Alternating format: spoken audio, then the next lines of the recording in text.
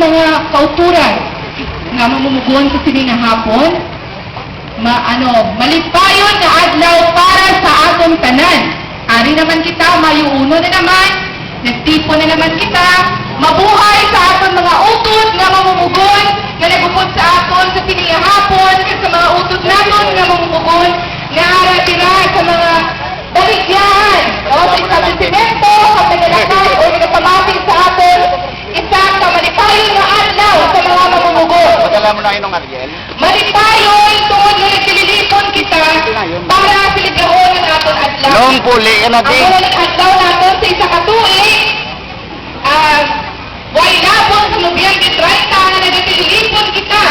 Kung iba natin ang mga kauturan sa mga mamumugon, at kung magpapagmanagyan sila tungod na mula ng adlaw na makatipon at makapahuway kita sa atong trabaho. Atang kita ng mga miyembro sa partido ng manggagawa, ginpalabi nato na ari kita sininga hapon, agos silibrahon ang aton na adlaw tungod na napawid kita nga hasta subong, wala ka naton, malabot ang aton ginapangayo. Nga nagahambal ang kumaway ka pa malabot. Sa sininga una, nga pulong sa ating programa, padayon kita nga nagamarcha, padayon kita nga nagapakig-away, tungod ng aton nga mga uri, ang aton kasahi, padayon nga ginapigos. Padayon kita nga ginadingutan sa aton gobyerno, sang nagakaangay sa aton nga mga benepisyo, kang nagakaangay sa aton nga pagtamot, tungod ina, konsiderar kita nga kita mga manubo, nga sahi sa atong sosyedad. Nga nakahambal ako sina. Tungod at pasubong, ang atong sahi ang umanggihapon ang nagabadyag sa kapigaduhon sa atong pungsod. Tugangan pa sa krisis sa Amerika na sektuhan pagit ang atong mga kauturan sa kita man mismo dinin sa Pilipinas. Sining ko gani, sining sa atong mga kauturan mabatyagan ang krisis magasugod Enero kag mabatyagan gid naton. Pero kita ya dugay na sa nga krisis, no? Hindi na kita kinahanglan sa isa pagit ka krisis, agud makabatyag kita nga may krisis ang atong pangabuhi.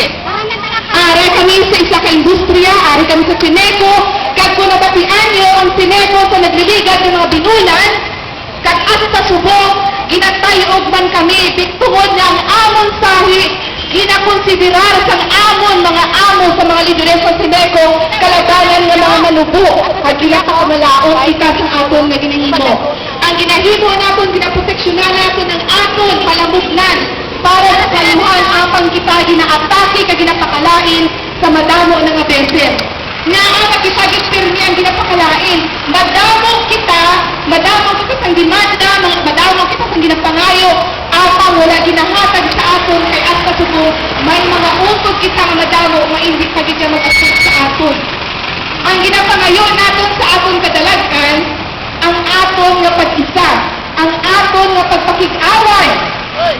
No, sa Sineco, kung nagpabayan naman ang Sineco, pag nagawatak-watak kami, siguro, subong ang Sineco ang bot kung ano lang itsura niya. Upod sa amon mga officer, sa amon presidente, nabansagan naman kung paano kita ginadaog-daog sa mga kapitalista. Kahit kita man na mga utot natin sa kaunahan, nabansagan na natin kung paano man kita ginadaog-daog sa atong mga amo.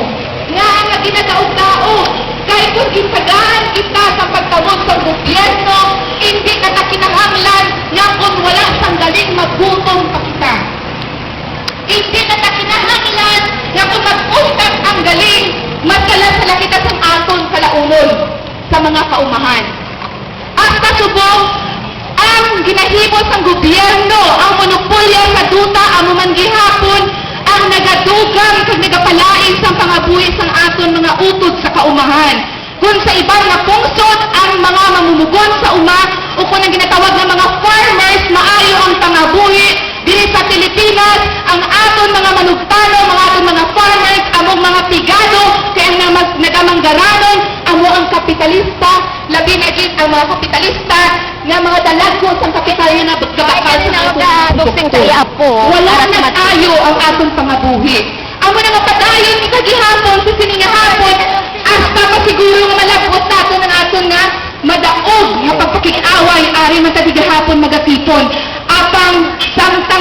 dalok paghihapon ng mga kapitalista, may mga agalon nga dalok-dalok sa dinansya, hasta dira, hindi paghihapon natin malabot ang aton nga ginapakig-away.